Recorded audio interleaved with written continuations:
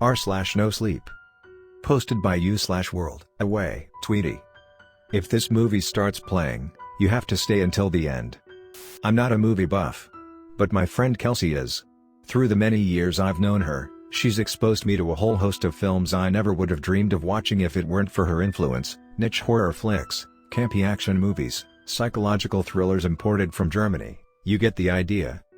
Most of the time, they were pretty great. Often they were strange. And occasionally, they were just bad.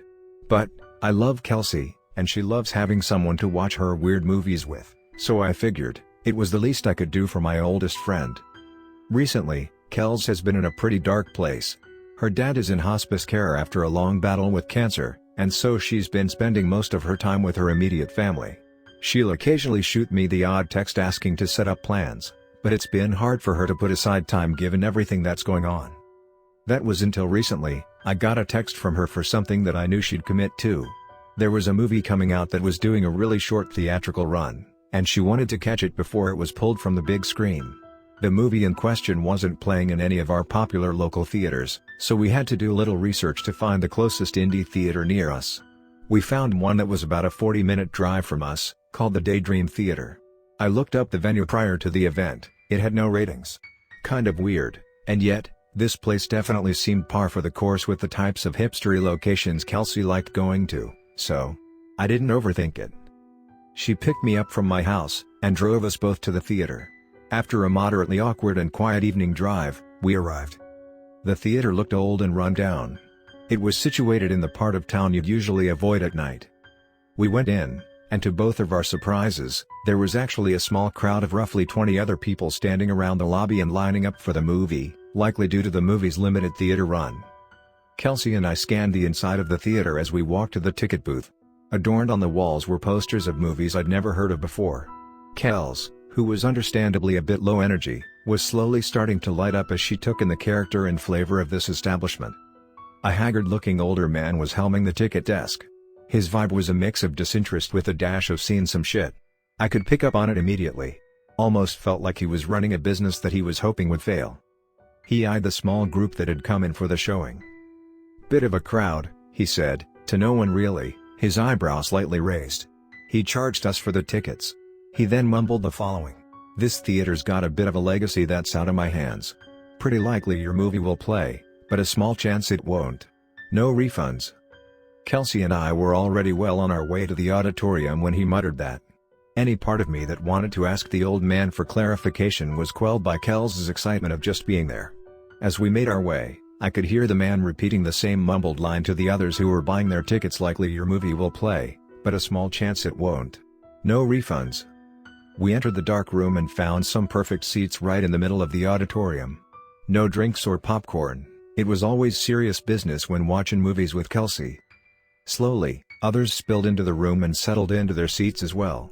I noticed the gaunt-looking man who was working the booth slowly walk in and take a seat at the very front. "I've been wanting to see this for a while," whispered Kels, excitedly. It warmed me to see her happy. The quiet whispers amongst the various groups in the theater dwindled down as the pre-movie announcements started rolling. The instrumentals of "Let's All Go to the Lobby" played over a basic presentation that a graphic designer could have mocked up in an afternoon. Please remember to identify the exits in case of emergency or audience participation. Keep talking to a minimum. Cell phones are optional. Goddamn, this theater's got it all. Posters of movies no one has ever seen and ironic pre-movie PSAs? Thanks for coming. And just like that, the movie started. Old-timey music filled the room. On the screen was a credits list of the main cast of the movie. I didn't recognize a single name. Kels turned to me with a raised eyebrow. Next on the screen was the title card of the movie, overlaid on a black and white image of a detective's office. The title of the movie was... Seriously. The title was 2 quotation marks with a big empty space in between. No actual name. The old world orchestral sound continued. Then, the image of 2 men sitting across from each other at a diner. Everything looked and sounded dated. The score, the filming style, the actual set, the way the characters were dressed, and heck, even just the way they looked. Having it all in black and white didn't help either. If it was an authentic attempt to pay homage to the movies of the 40s and 50s, it was damn convincing. From my very limited knowledge of cinema, it looked like something that would have come out around the time of Casablanca or It's a Wonderful Life. Just as we were all taking in the scene, the haggard ticket counter guy sitting in the front got up, turned around, and looked back at everyone else in the small crowd. "Alright, looks like it's playing something else. If this film ain't your speed, I strongly suggest you pack up and leave. You've got 2 minutes." Everyone looked at each other confusedly. I whispered to Kelsey. "This isn't your movie, right?" "No, Colin Farrell's supposed to be in this," she said back. From the crowd of roughly 20 in attendance, I saw a couple of people slowly get up and leave. Some were muttering and complaining to themselves about the bait and switch. One was spiteful enough to go up to the old man to mutter a few unkind words. The old man was unfazed. I turned to Kels. "You wanna stay, still?" Kels shrugged. "Could be interesting." Anything for my girl, I thought. I turned my focus back to the film. On screen, it was still just the two fellas in the diner, sipping coffee from their mugs and taking slow drags of their cigarettes. The old man at the front of the theater spoke again. "You've got 30 seconds. I mean it, if this ain't your speed, you leave now. I'm dead serious." Kels and I looked at each other with a slight giggle. It felt like we were both telepathically sharing the same thought: some theaters take this stuff way too seriously. The seconds passed. No one else left. "Alright, you're here for the long haul now," the old man continued. "There's only one rule for the evening: you can't leave until the credits roll. Take that rule seriously. Enjoy the film." I could hear a few people snicker in the audience. The man turned and gave everyone a look, shook his head to himself, and then turned back to watch the movie. As I'd suspected, the movie was definitely from the 40s or 50s.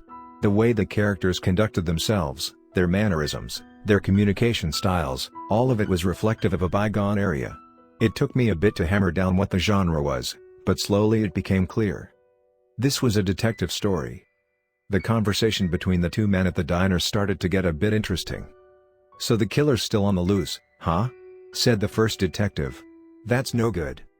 His partner in crime, sitting across from him, snickered. "Ha. No good. That's one way to put it. Terrible. Dreadful. That's how I'd put it."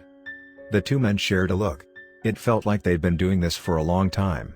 The movie continued. I was trying my best to pay attention, but I was nodding off more than I'd like to admit. Every now and then, I'd look over to see Kelsey transfixed, as the black and white film went through scene after scene of the detectives working side by side to track down a killer who was on the loose. The two partners visited different interesting locations, dusted things off, examined clues, all that good stuff. It was a bit tacky, if I'm being honest. And after 30 minutes of runtime, it didn't feel like anything of real substance had taken place yet. There was some fun banter between the two leads, but otherwise, it felt like the plot was spinning its wheels and not really taking off. Wasn't awful by any means, just kinda meh. It was at this point that I saw a man getting up to leave the theater.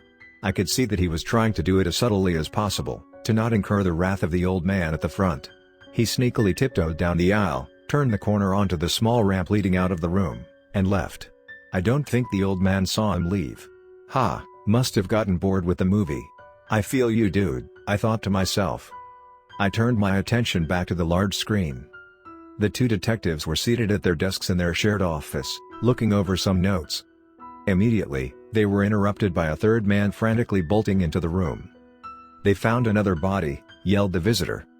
The two detectives nodded at each other and made haste, exiting the room with their frantic and panicked colleague. The next scene was the three of them standing in a park, amidst a larger group of civilians and officers. Near them, a thin white sheet draped over a presumably dead body. The onlookers were sharing concerned whispers. The two detectives approached an officer standing next to the crime scene. "What's the story here?" asked the first detective. "Mangled beyond recognition. Gentleman was in his 30s. We know nothing else. Body just left here, in the middle of the park," responded the officer.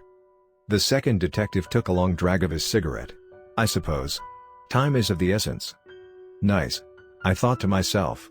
Finally, some movement to the story. Something beyond just searching for clues, pondering, or excessively long shots of the two detectives smoking cigarettes. But I'd gotten ahead of myself. The movie very quickly returned to the slow fare I was used to. Again, it wasn't terrible. We started to learn a bit more about the detectives' lives, what their apartments looked like, what they did when they were off duty, more of their idiosyncrasies, etc. We were about an hour into the movie at this point. I whispered to Kels. "Do you know what this movie is?" She shook her head. "No, it's weird. Definitely a lot of world building. I'm curious about what it's building too." I was a bit groggy at this point. I was getting more and more distracted and bored. After a few minutes of zoning out, I noticed, through the darkness, another small group getting up to leave the theater.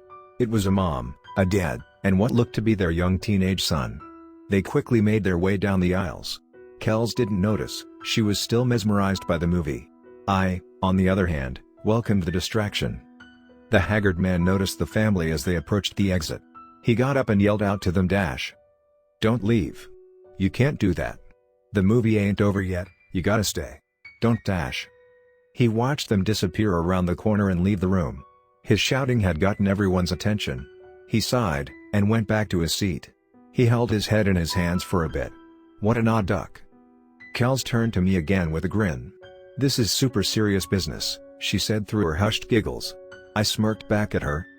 But, I was a bit curious. Why did it feel like there was a genuine hint of panic in the old man's voice? I shook it off. Back to the movie. It was a scene of the lead detective lying in bed, ruminating. Then, an immediate cut to a crime scene. Chalk outlines of 3 bodies on the ground. I swallowed a lump in my throat. Weird timing. But, just a crazy coincidence is all. I mean, I was watching a movie about detectives looking for a serial killer, for Pete's sake. All of this was par for the course. I turned my brain off and let the movie continue. The men on screen talked. "What's the story?" asked the lead detective.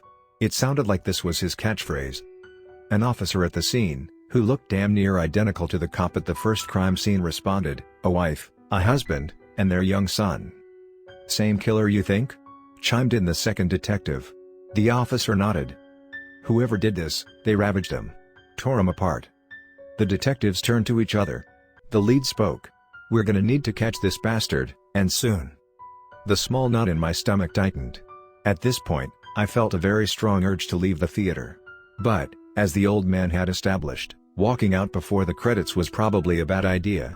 Hopefully it's almost over, I thought to myself. Unfortunately, the unthinkable, by Kels's standards, happened. Kels's phone started ringing.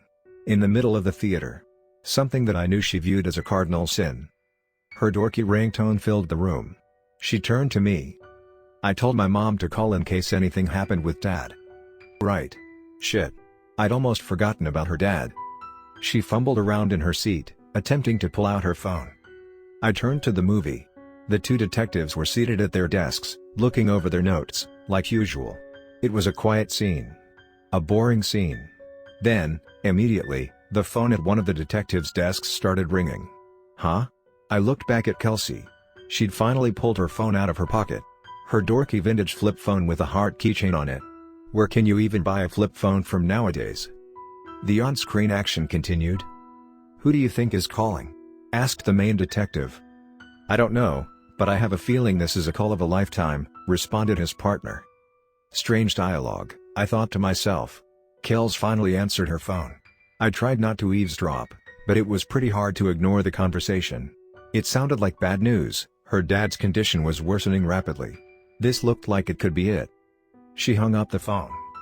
"I gotta go." It sounded stupid, but I had to say it.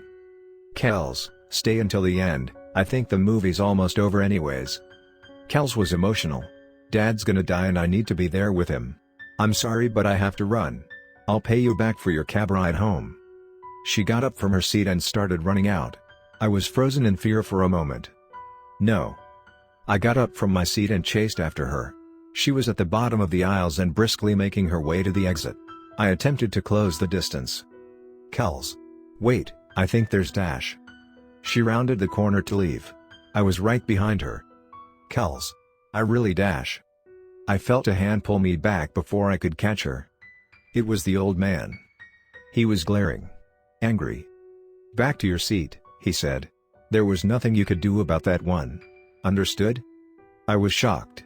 But, I gathered myself and walked up the stairs to my seat. I could hear him mutter sorry under his breath. "I'm just being crazy," I thought to myself. I kept repeating that in my head.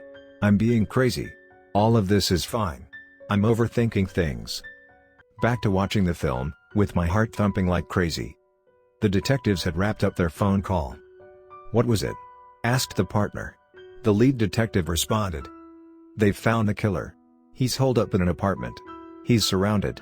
But he's got a hostage. A girl. Fuck." The detective continued. "It's a rookie crew of officers. They have no idea what to do next. We're gonna need to head there ourselves, to end this madness once for all. Bring your pistol." An immediate cut to the next scene, which showed the main detective kicking down the door to an apartment. He entered the pitch-black room, followed by his partner in crime and a ragtag crew of young officers, all of them with pistols drawn. One of them turned on the lights. Standing in the middle of the room was a tall man with blood smeared all over his face. His hands were already above his head. Plastered on his face was the widest grin I'd ever seen. The officers apprehended him, pinning him down and putting him in cuffs. The villain complied, smiling all the way. Next shot was a close-up. On the hardwood ground beside the apprehended suspect, was Kelsey's vintage flip phone adorned with her heart keychain. I closed my eyes. I wanted to scream but I couldn't. I heard the audio of the film dash. "Look at what he's done to her." I squinted. From the little that I saw, her body had been completely torn open and butchered. You could see her bones. Her face was destroyed beyond all recognition. A mess of what used to be Kelsey in a thick pool of blood. This disgusting monster deserves the death penalty. No two ways about it. They draped a sheet over her. At least the madness is finally over now. I continued squinting through my choking tears and my panic. The end credits of the movie started rolling over a scene of the detectives and officers standing beside the handcuffed criminal and his never-dissipating grin. A hopeful orchestral score played in the background. As the credits of the cast and crew wrapped up, the title of the movie showed up on the screen. There was now something between the quotation marks. "Thank you for coming." And it was over. The rest is a blur. I don't remember exactly when I felt comfortable getting up and leaving the theater. I looked for any of the other attendees. They'd all left at this point. No one was manning the ticket booth. The old man was gone. I went to the table and saw a note he'd left on it. "I don't have any power in this. I'm sorry." I had to call a cab home. I took a bath as soon as I got to my apartment. Took me a few hours before I had the guts to call Kelsey. I prayed and prayed that she'd answer, and that everything I saw was just a fucked up hallucination. Every call went straight to voicemail. Over and over. I tried not to think about the fact that her voicemail was just the instrumentals to "Let's all go to the lobby." This couldn't be real. It was just a sick prank. It had to be. I called her mom. She answered immediately. I asked her if Kels was able to catch her dad in time. Her dad was still here. His condition was the same, he was still on death's door and in hospice care, but there'd been no major changes otherwise since this morning. I asked if she had called Kels at any point today, but she said they hadn't. Everyone's looking for her now. I don't have the heart to tell them that I don't think they'll find her. I'm not a movie buff. But for my best friend, I'm gonna figure out everything I can about this film. The cast, the crew, any other theaters it might be playing at, and how to make sure it never tampers with anyone's life ever again. I've visited the Daydream Theater every day for the last week. It's been closed. No showings whatsoever. But I'll be there when it opens again. Guarding the aisles. Telling everyone to ignore the pre-movie PSA. Cell phones off. And no one's leaving until the credits roll.